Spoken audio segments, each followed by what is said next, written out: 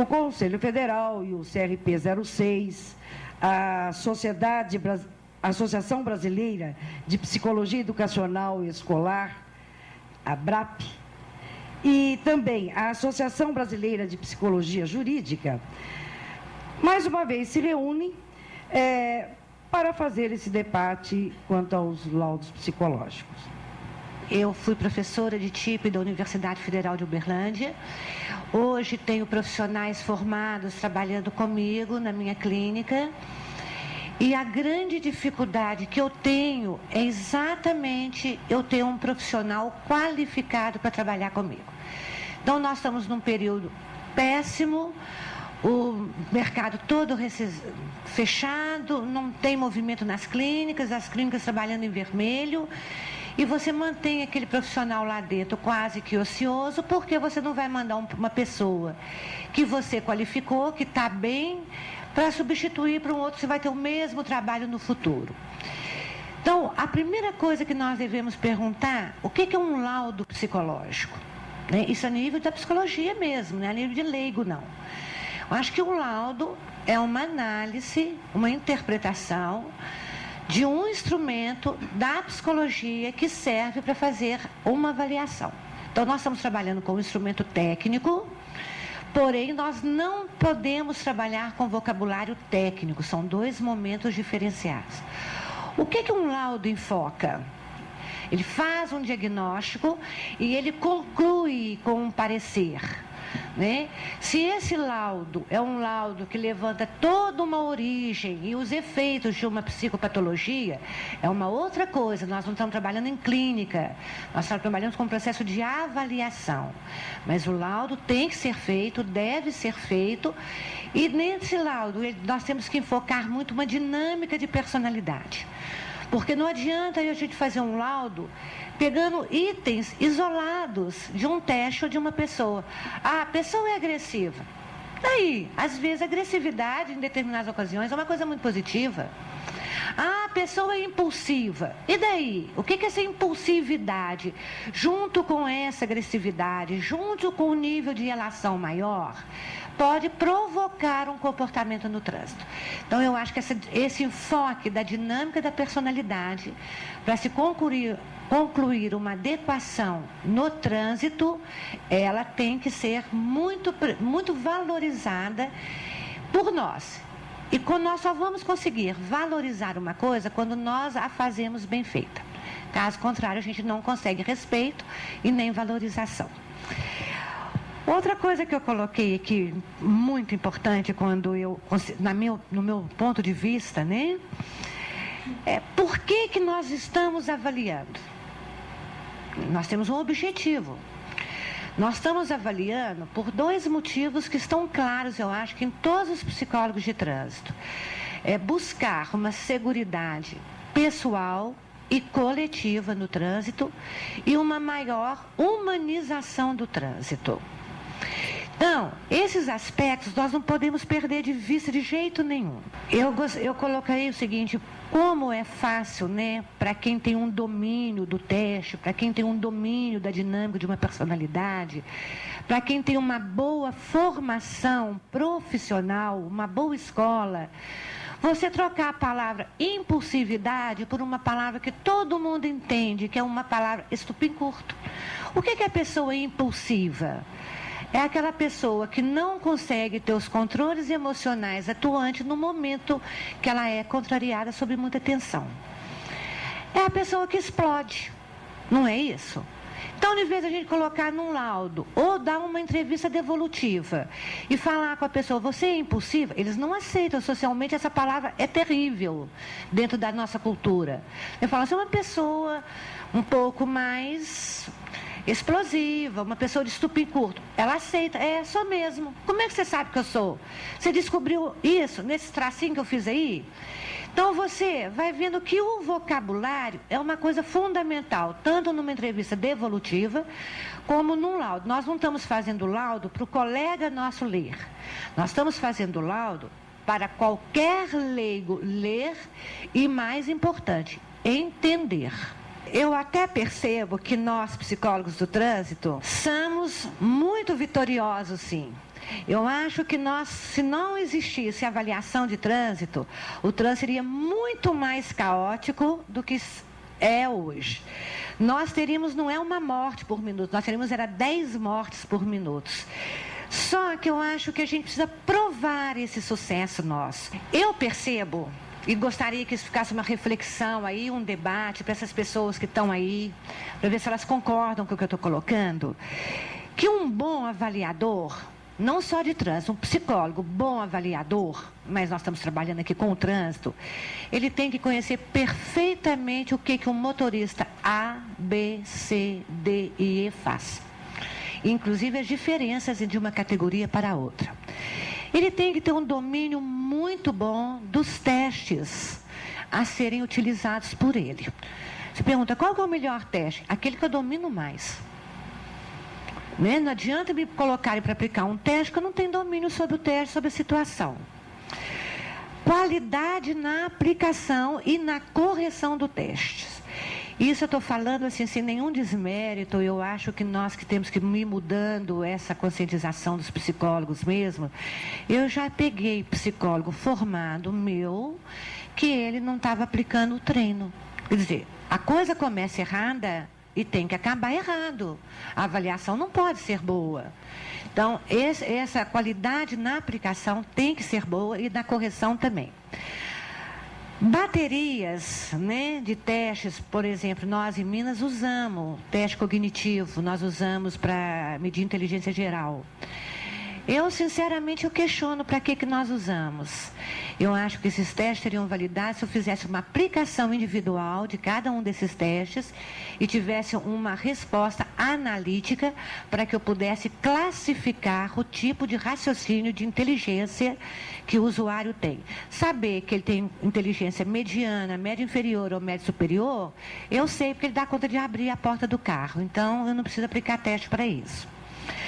Domínio da dinâmica da personalidade. Isso aí é uma coisa assim que eu não concebo. Um laudo que não se fala a dinâmica daquela personalidade.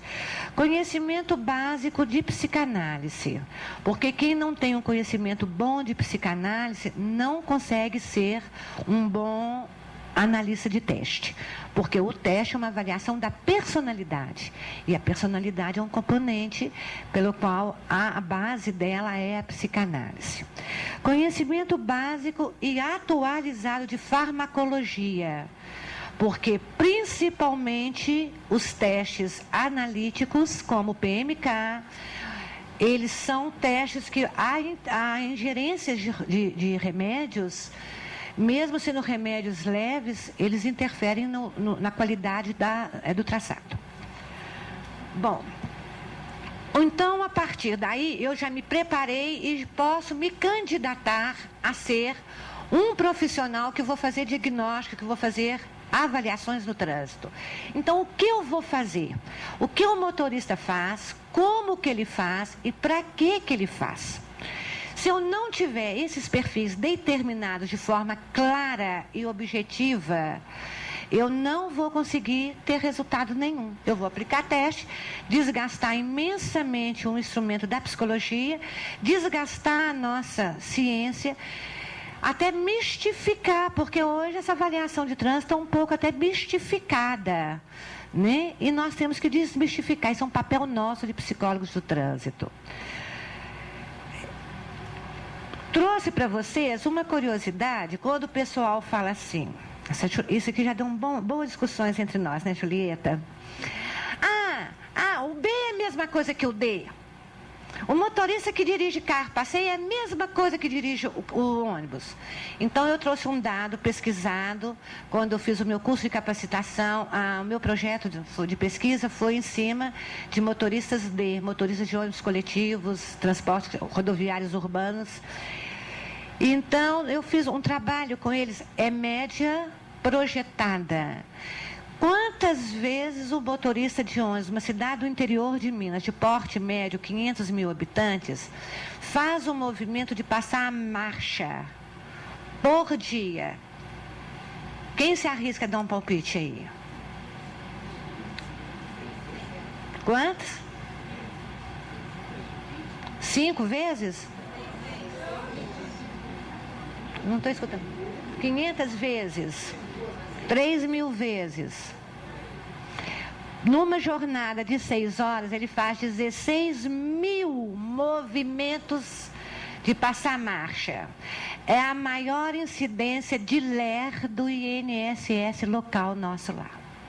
Então, um motorista desse, o nível de resistência, o tônus dele é completamente de um motorista de carro passeio, que na hora que eu estou cansada, eu encosto meu carro e deito. Descanso, saio, vou passear. Ele não, ele tem jornada fixa, né? E isso é uma coisa que eu trouxe um dado bem claro para vocês verem as diferenças de perfis que existem entre o motorista A, entre o motorista B e o motorista D. Por que o motorista A, o motorista de moto, nós estamos exigindo um nível médio para superior de raciocínio espacial, e para o motorista B nós não estamos fazendo essa exigência? O motorista A, ele equilibra em cima do veículo dele, né? É ele que segura esse veículo. E ele vai fazendo aqueles zigue-zagues todo. Então, ele tem que ter um excelente raciocínio com objetos em movimento bitridimensionais. O motorista B, que é o motorista do carro, ele tem a proteção do próprio carro, que já dá a ele uma segurança maior. É por isso que o Detran, nosso lá, não exige o raciocínio espacial para o motorista B. Aí vem um motorista, estou pegando um quesito, tem vários outros. Tem um motorista D, que muda também aí algumas exigências, inclusive a nível totalmente diferentes uma das outras. Então, nós temos aqui a motorista D. Vocês vão ver que também não está se pedindo nada para o motorista de ônibus, o motorista de coletivo, de raciocínio espacial. Por quê? Se vocês observarem, o motorista de ônibus, ele não faz nenhum tipo de manobra, nem motorista de caminhão. Para isso, as empresas têm os manobristas dele. O motorista chega no pátio da empresa, na portaria, entrega o veículo dele. Os motoristas de transporte também maiores, inflamáveis, que os motoristas E, categoria E, também têm a mesma sistemática nas empresas. Por outro lado, aquilo que nós não estávamos pedindo, que é as relações interpessoais, que a Julieta até colocou ali, nós, para o motorista D, nós estamos pedindo em nível altíssimo. O motorista D, ele vai trabalhar com relacionamento o dia todo, a todo momento. O tônus dele, o tônus vital, que é a energia, que é a capacidade que a pessoa tem de resistir a tarefas fatigantes e continuar mantendo produtividade, o motorista D, ele tem que ter nível muito alto. Então, gente, existe uma diferenciação de perfis e, consequentemente, tem que ter uma diferenciação na avaliação. Então, gente, a gente vai perguntar o seguinte: nós temos que avaliar, já temos um perfil, já sabemos o que nós vamos avaliar, como que nós vamos avaliar? Voltando a falar novamente, eu acho que o melhor teste é aquele que você melhor domina. Mas nós trabalhamos a nível de massificação de avaliações, né? Em 10 anos eu fiz esse levantamento também, a fonte foi o Detran de Minas Gerais, e na última década, que foi a penúltima, né? Nós estamos saindo da última agora. No ano de 1980, o Detran de Minas fez 700.000 avaliações iniciais. Então, quer dizer, em 10 anos... Tá? Nós levantamos um dado, eu trouxe por curiosidade também, nós temos aí um percentual de 17% de inaptos temporários que são encaminhados a uma psicoterapia para depois voltarem. Aí vocês me perguntam assim, que bom, mas José veio cá, falou sobre avaliação, sobre teste, sobre perfis, sobre entrevista devolutiva, sobre capacitação de profissionais... E a psicologia do trânsito está dando resultado? É uma pergunta que eu me faço todo dia, essa pergunta. Bom, então aí eu resolvi voltar um pouquinho lá e perguntar o seguinte: o que gera um acidente de trânsito? Gera os fatores humanos, o médico, né, o psicológico e os fatores técnicos, saber a legislação de trânsito e saber dominar o veículo que ele está usando. Os tecnológicos, né? Hoje, carros de altíssima potência, com rodovias sem potências nenhuma, todas esburacadas, sem controle, com curvas ao contrário das próprias energias da curva. Então, realmente, uma coisa assim, que tem que ser repensada. Os fatores climáticos, os fatores mecânicos, os fatores sociais, jornadas duplas de trabalho, e as pessoas pegam porque estão ganhando mal. O medo da violência, então às vezes as pessoas até se tornam um pouco mais imprudentes por medo de um assalto. A falta de fiscalização e de punição que não existe, né? E as leis totalmente inadequadas. Então vem a falta de uma manutenção e de interação de um próprio processo.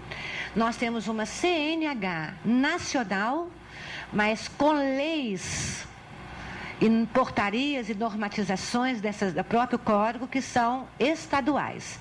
Nós, em Minas, não fazemos a avaliação na mudança de categoria.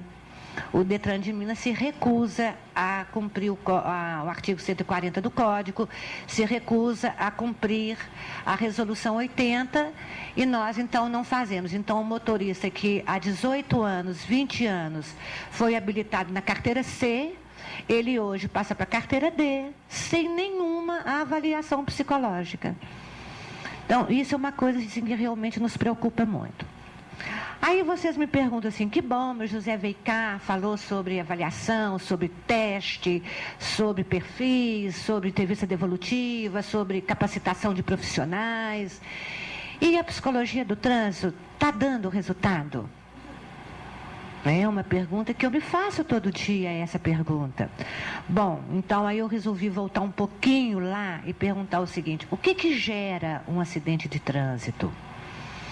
Gera os fatores humanos, o médico, né, o psicológico e os fatores técnicos, saber a legislação de trânsito e saber dominar o veículo que ele está usando. Nós não podemos achar que nós, psicólogos, vamos salvar o trânsito, mas não podemos ser acusados de sermos o responsável pelo caos que o trânsito também está aí. Obrigada. Eu queria colocar para vocês algumas questões, tá? Que muitas delas eu não tenho resposta, né? Vai depender muito do movimento da classe, tá? E para a gente poder pensar junto. Então eu queria juntar a fala, né, as primeiras questões da Julieta com a da Maria José e colocar para essa plateia a seguinte questão: vocês querem fazer laudo ou vocês querem fazer somente o parecer? Essa é a primeira questão. Tá? O laudo envolve um trabalho de juntar dados. Vocês estão prontos para isso? Porque muitas vezes eu vejo as pessoas que só enfiam os testes nas gavetas e colocam apto, inapto ou outras classificações quaisquer.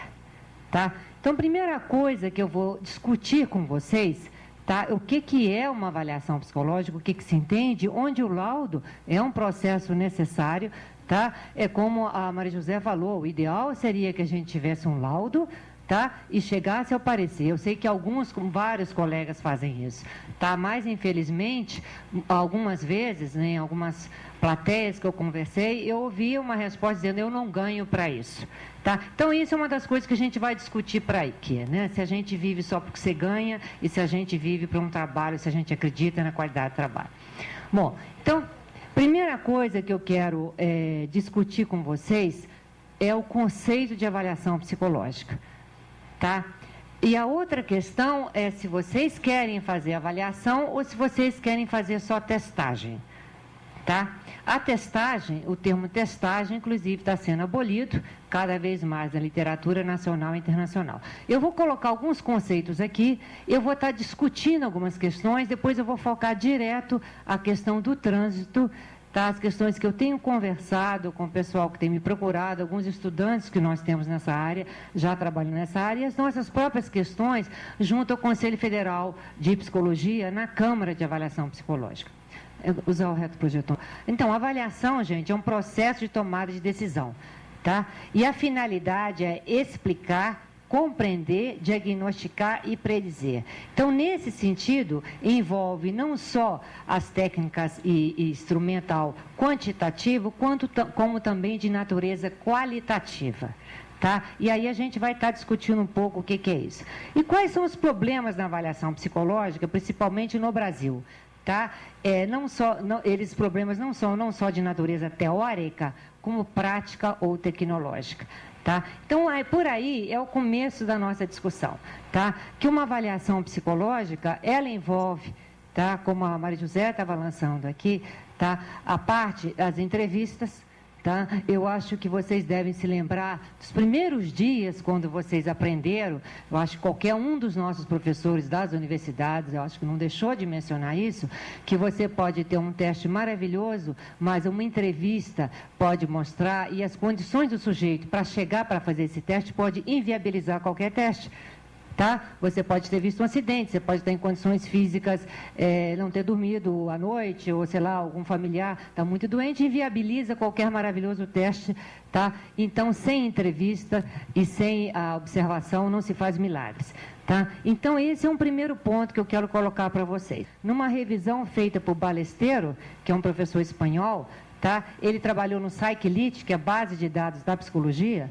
Ele trabalhou em duas bases de períodos, 74 a 82, depois de 87 a 97. Vocês veem que o termo testagem, que utilizava-se nessa época, né, continua estável, mas avaliação é o termo que se usa. Então, é essa avaliação compreendida de natureza qualitativa e quantitativa. Ou seja, cada vez mais os profissionais da literatura internacional não aceitam esse processo exclusivo de aplicar testes. Tá? E depois nós vamos chegar no problema dos testes no Brasil e na avaliação psicológica. Mas só de aplicar testes, né, você não tem um processo de avaliação, você tem um processo de testagem.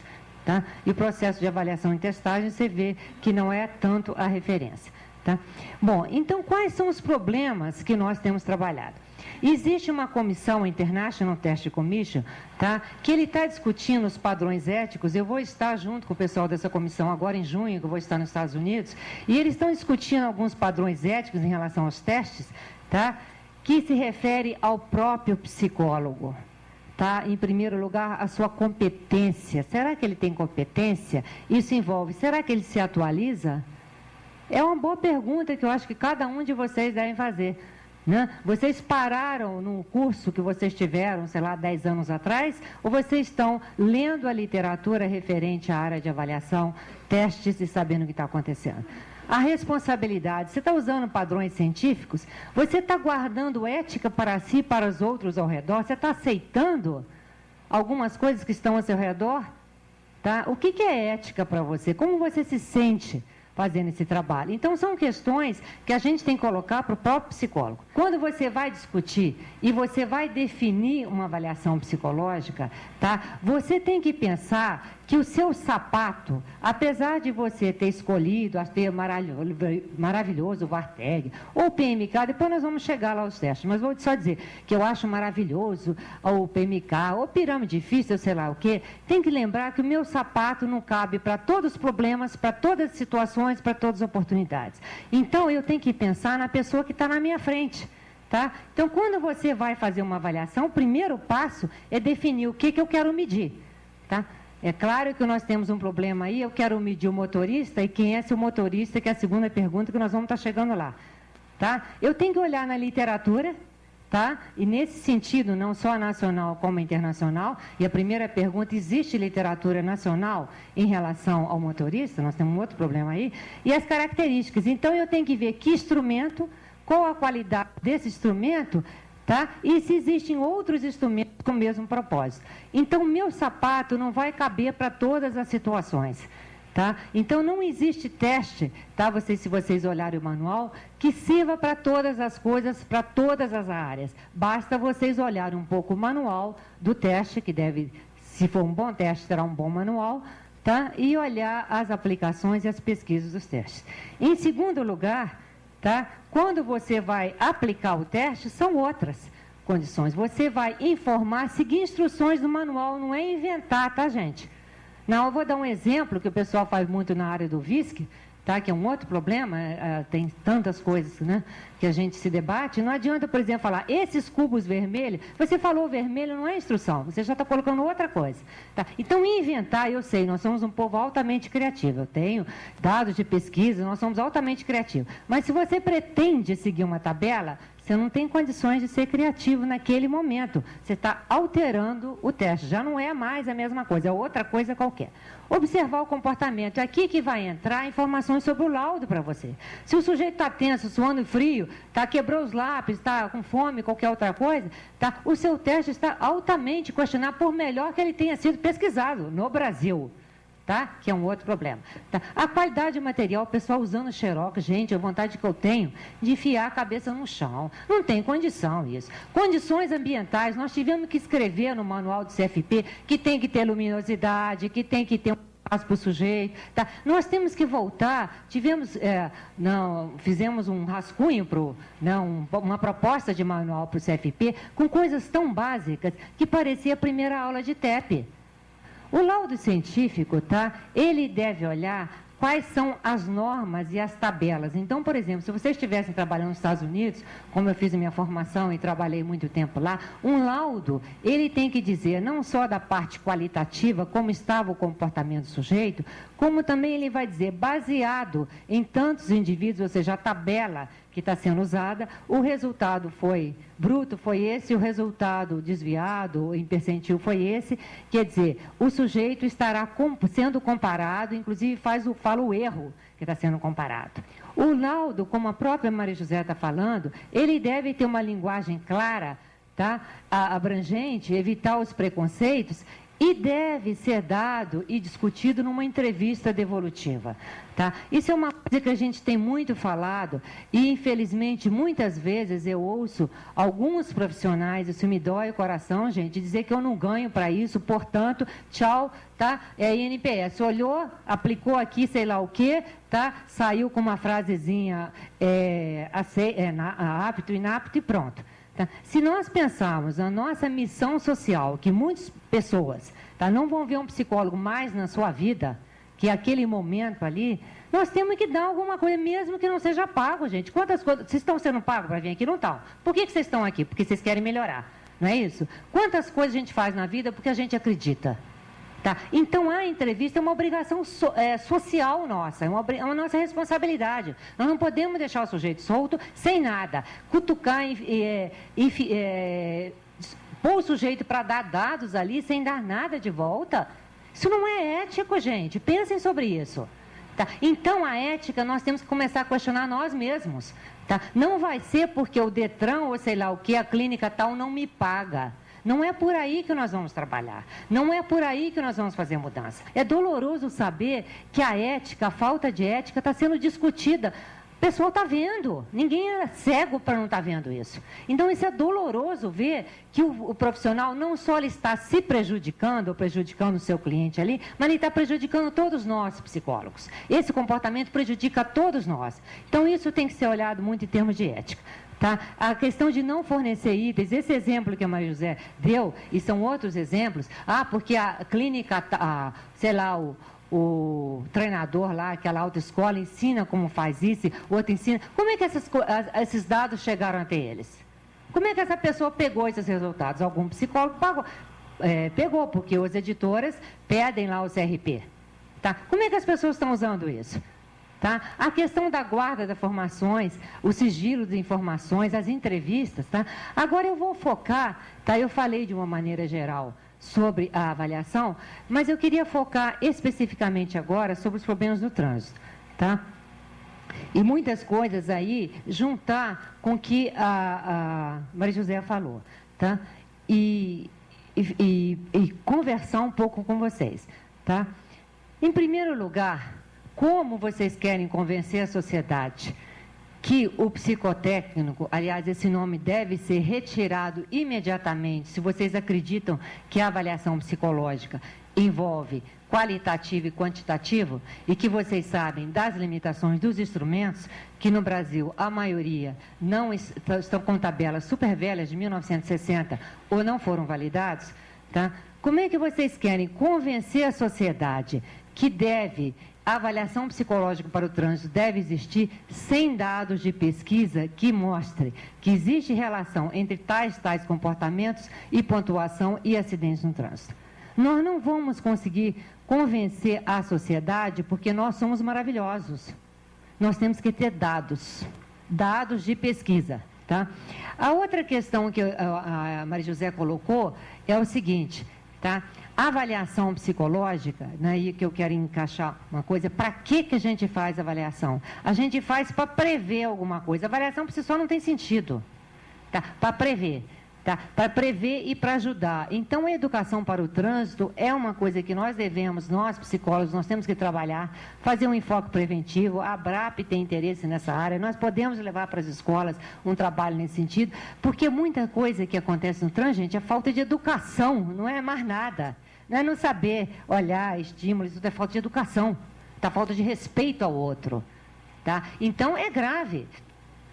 Outra coisa que acontece muito, já que eu tenho uns momentinhos aí para aproveitar, que acontece muito entre os psicólogos, e aí voltamos para a formação, é a confusão entre tabela de um teste e validação de um teste.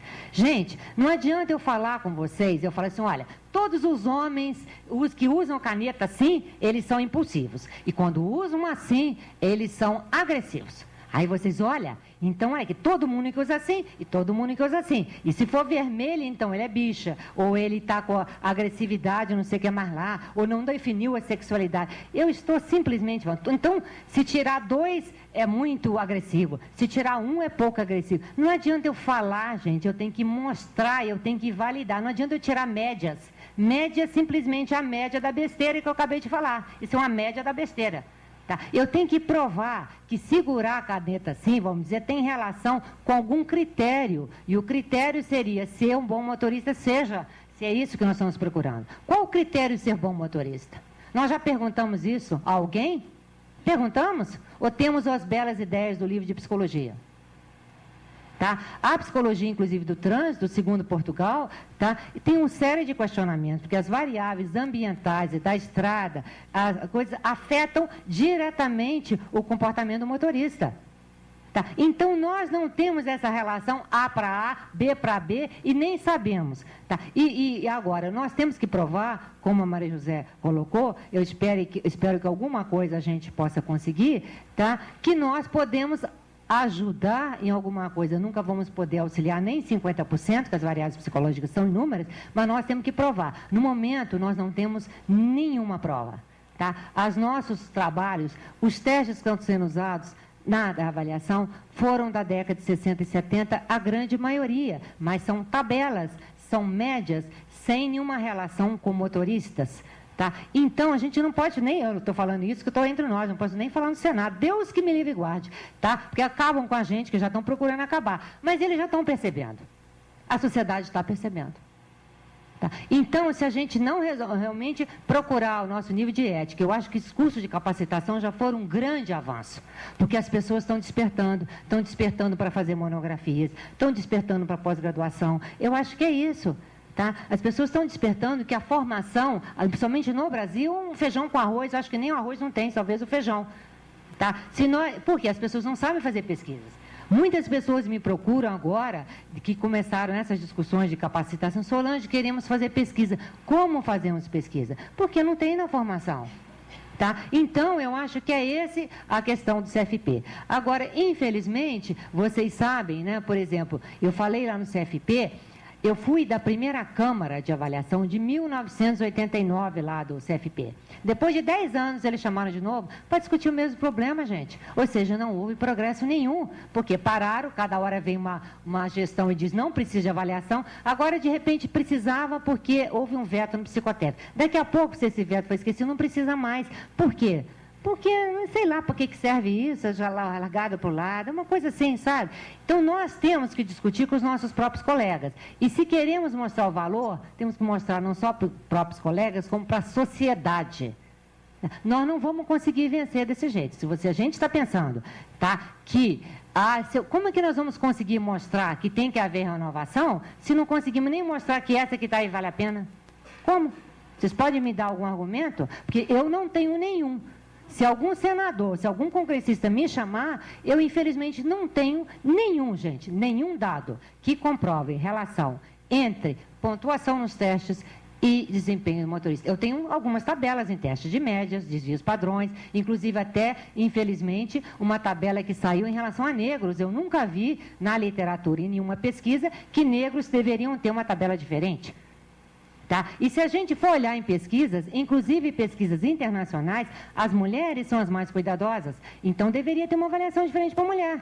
Tabelas diferentes, se nós formos olhar em dados internacionais. O seguro internacional, mulher com 40 anos, uma certa idade e casada, ela é muito mais cautelosa, ela tem menos acidente de trânsito. Então, nós deveríamos ter tabelas diferentes. Então, o que mostra é o seguinte, está sendo usado um bom senso, está sendo usado um grande psicologismo aplicado à sociedade.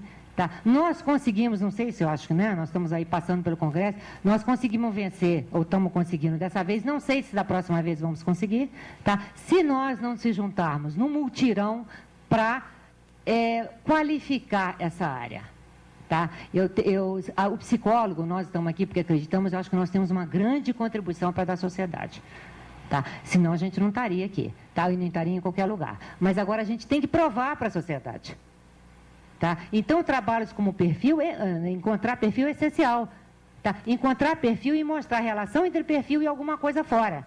Tá? Não adianta eu falar, porque o meu teste é assim e outro assim, acredite em mim, que infelizmente, muita gente sai comprando isso aqui. Tá? Não é porque eu acho que a mandala é maravilhosa que eu vou aplicar, infelizmente, muita gente aí acha, que eu vou aplicar mandala ou vidas passadas, ou sei lá o quê, em tudo quanto é coisa que eu vejo na vida. Tá? Porque, inclusive, nem vai ter dado. Tá? E por isso os processos jurídicos que chegam à Câmara, gente, nós não sabemos mais onde enfiar a cara. E quando chegam perguntas, como eu falei com a Julieta, o desenho da figura humana é um teste psicológico? Sabe a vontade que eu tenho que falar, Julieta? Começa o vestibular de novo, meu filho, começa o primeiro curso de psicologia. Eu não aguento mais isso aí. Tá? Por quê? Se você não sabe nem o que é um teste psicológico, nem que aquilo não é simplesmente um teste, tem uma teoria por baixo. E a teoria mostra que existe uma série de variáveis, não é só o instrumento.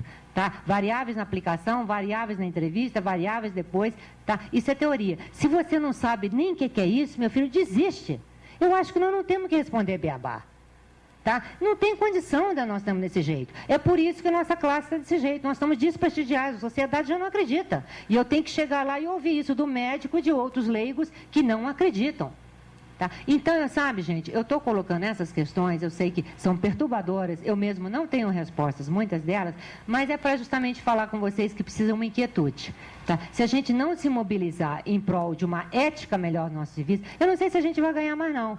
Tá? Ninguém aqui está ganhando nada nesse momento. A gente está aqui em prol de um serviço melhor. Eu acho que assim nós vamos conseguir mostrar que nós devemos ser respeitados. Acho que é basicamente isso. Muito obrigada.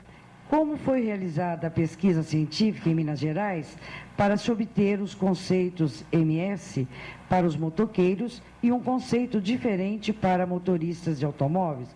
Só espero que você não conte a pesquisa inteira. Não, a pesquisa, inclusive, essa pesquisa existe, e aí eu vou até dar uma orientação, mais uma colocação para a Solange, que existe uma tabela de sexo masculino e feminino de motoristas publicado no livro da Alice Mira Lopes. Né? Ela diferencia por sexo e isso para especialmente uma tabela só para motorista.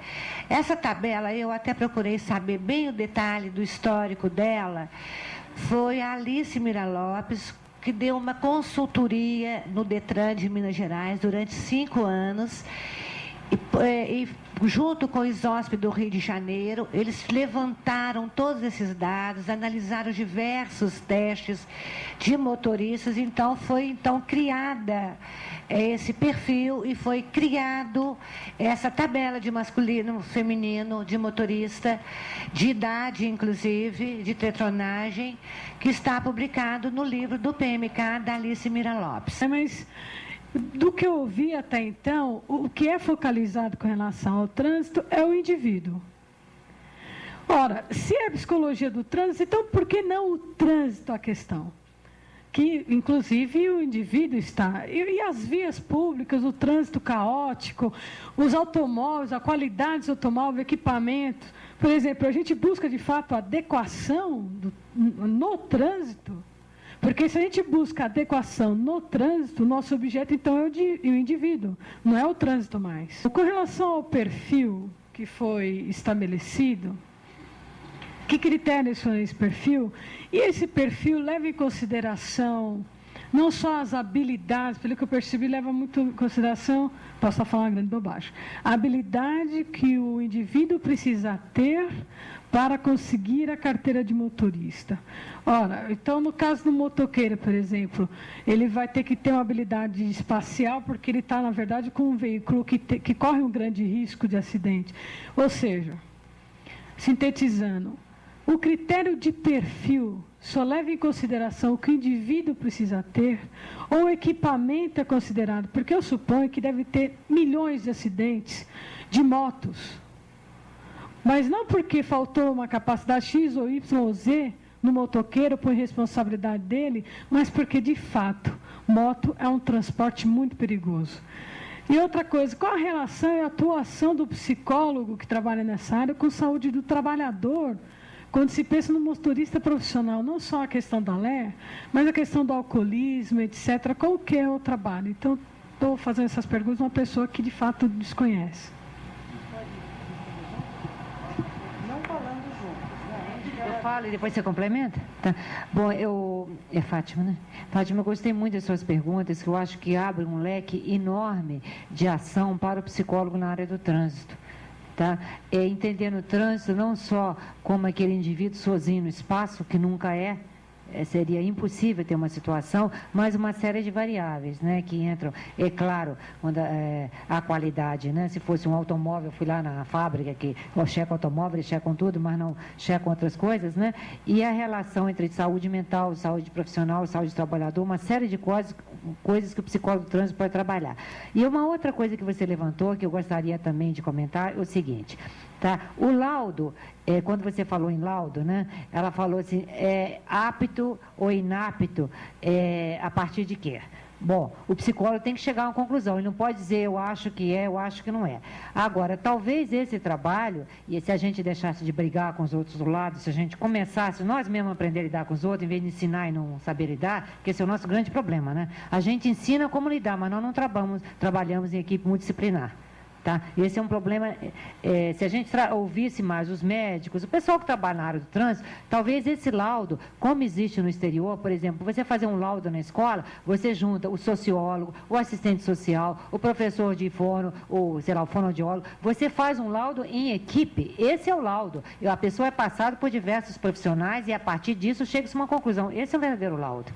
Tá? Agora, esse laudo que você pega ali, aplica 2, 3 instrumentos e toma uma decisão, tá? Tem uma série de restrições, como já estamos falando. Tá? E a questão do equipamento que o indivíduo usa e tudo mais, realmente eu acho que entra muito nisso aí, né? Que não se pode olhar o sujeito como o único causador de acidentes. Né? Isso seria uma onipotência do psicólogo pensar que ele pode resolver tudo. Bom, Fátima, sua primeira pergunta, eu acho que ela já foi até muito bem respondida aqui por diversas vezes, né? Porque eu acho que nenhum profissional, repetindo, tem como dar um diagnóstico e garantir 10, 15, 20 anos daquele diagnóstico. Quando eu vou no médico, o médico não me dá um laudo que eu estou sadia e vai garantir que a minha saúde vai ser a mesma daí a 10 anos.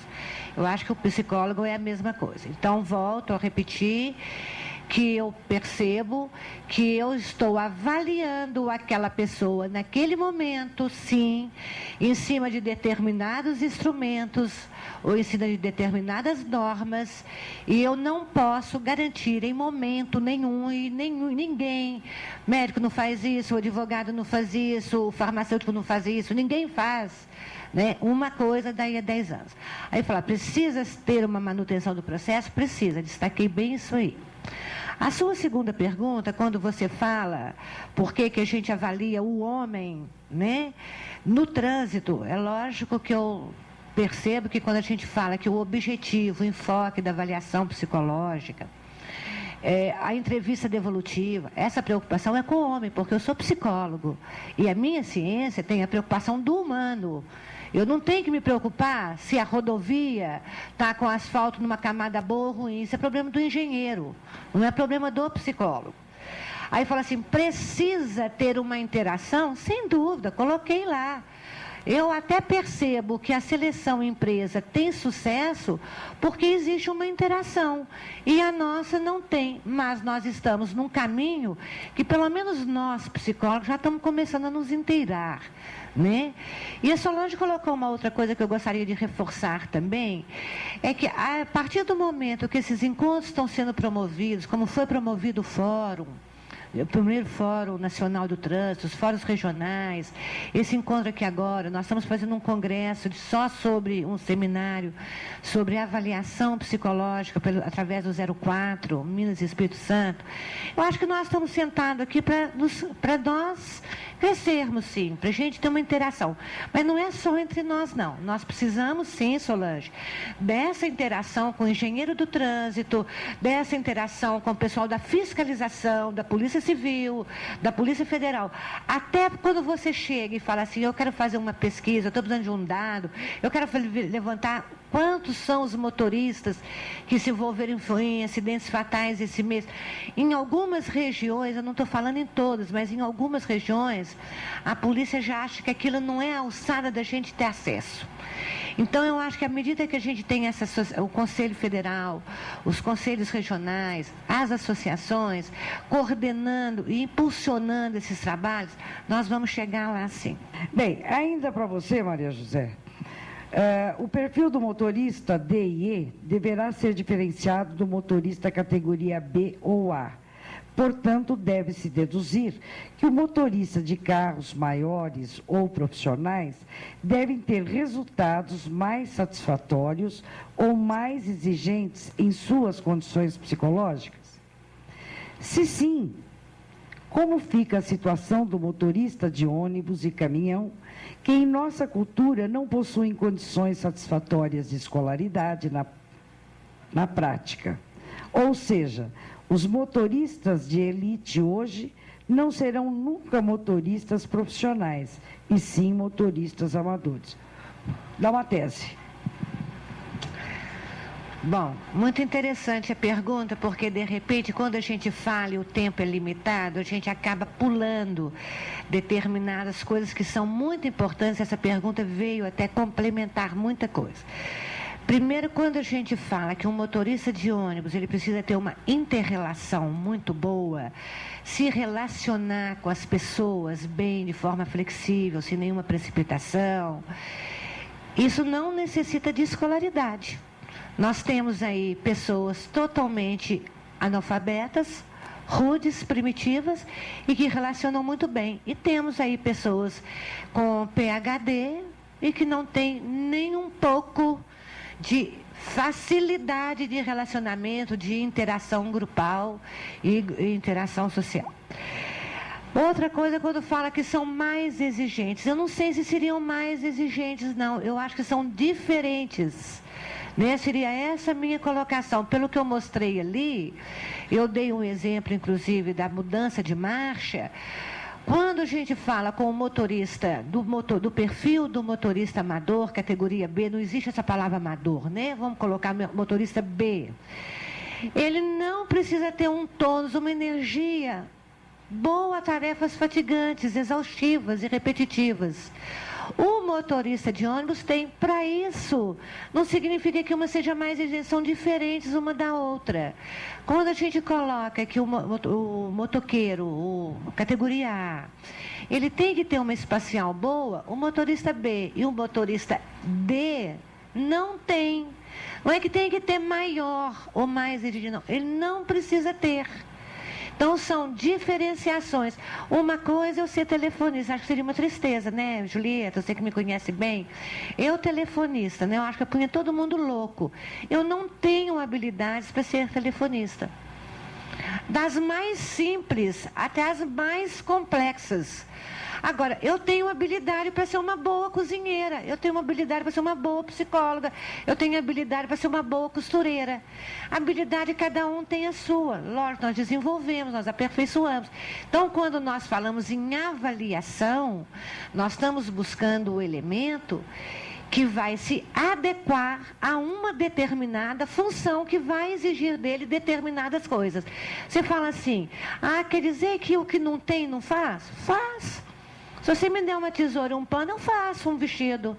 Agora, quantos dias e qual o resultado, eu não sei. Agora, se você der uma tesoura e um pano para o Clodovil, ele vai fazer rapidamente um vestido e o resultado vai ser muito positivo. A diferença minha para ele é que ele tem habilidade para aquilo e eu não tenho. Ficou clara a pergunta? Quem perguntou, esclareceu? Ok. Bem, a Solange tem aqui duas perguntas e depois acho que nós vamos encerrar.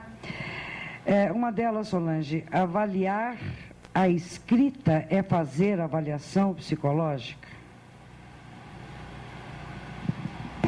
Eu não sei, depois o Siqueira até me perguntando mais, eu não sei exatamente o que essa pessoa estava pensando, se avaliar a escrita por si só e procurar uma relação com a questão psicológica, o que a gente tem em alguns testes são teorias projetivas, né?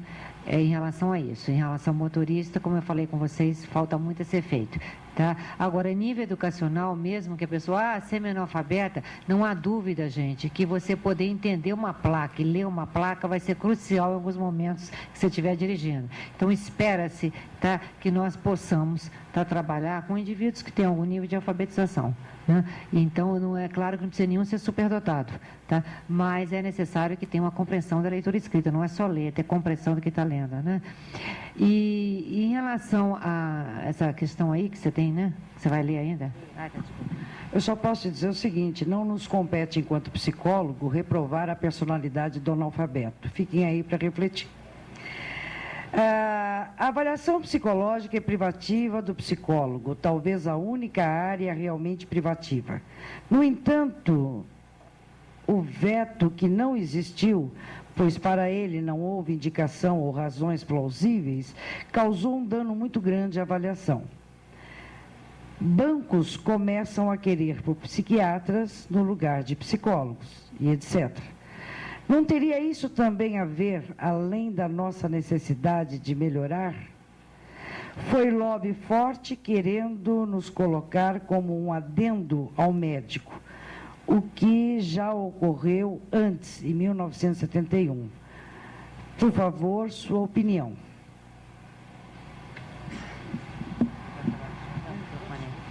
Em relação a essa questão, tá? A questão, os bancos começam a querer pôr psiquiatra, ou os médicos a quererem fazer o psiquiatra, né? Isso é uma questão, infelizmente, que está entrando em todas as áreas da psicologia. Outras pessoas estão fazendo as funções do psicólogo, tá? E aí é uma questão muito ampla, talvez a gente não esteja respondendo à sociedade, por isso outras pessoas estejam fazendo, isso é uma outra questão. Agora, se nós continuamos, né, vamos dizer, se os colegas continuaram na avaliação do trânsito, se foi por causa do lobby ou se foi por causa da qualidade, essa é uma questão para vocês. É uma questão que vocês têm que pensar. Tá? Agora, a questão que eu coloco é a seguinte: qual será o futuro do próximo lobby? Tá? Então, essa é uma questão para vocês, eu não tenho resposta, gostaria que vocês pensassem sobre isso. Então, eu estou levando essa reflexão, que é embasada na pergunta da Fátima, pelo que eu entendi, se nós estamos preparados para avaliar o homem para o trânsito e o trânsito para o homem. A relação das interfaces com a nossa profissão não é só dizer medicina, engenharia, não. É conhecer, é embasar-se no todo físico clínico do homem na atitude no trânsito. E eu perguntava aos colegas em algum curso, gente, o que é que nós avaliamos? Que dificuldade para ter essa resposta. Aí começa emoções, depressão, agressividade. Tá, mas onde é que fica isto? Ah, no homem. E este homem tem algum nome para dar para essas coisas? Ou tem fragmentos? Não, tem, é personalidade. Ora, se eu avalio a personalidade do motorista para colocá-lo numa situação de comportamento no trânsito, onde é que eu vi esse comportamento dele? Eu não sei nem como ele senta no carro. Eu não sei nem como foi a aprendizagem dele. Eu não tive uma planilha de comportamentos que eu pudesse visualizá-lo e que, junto com a avaliação psicológica, eu pudesse dizer, este homem está adequado. Também sem inventar aquilo que inventamos nos nossos pareceres de relação interpessoal, emoção e afetividade, porque isso também não foi pesquisado. Mas é um indício, um começo. Aí, então, essa igualdade é uma igualdade que não existe, mesmo porque são pessoas diferentes em momentos diferentes, e esses momentos eu chamo a categoria.